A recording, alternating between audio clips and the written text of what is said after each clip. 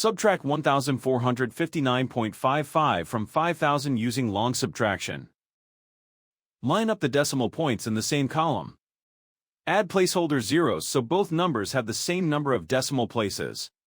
We work from right to left and finish one column before moving to the next. In the hundredths column, 0 is less than 5, so we need to borrow. Borrow 1 from the thousands column. 5 becomes 4. Carry the borrow through 4 zeros. Each cross 0 becomes 9.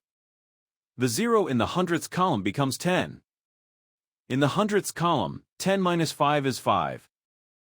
In the tenths column, 9 minus 5 is 4. In the ones column, 9 minus 9 is 0.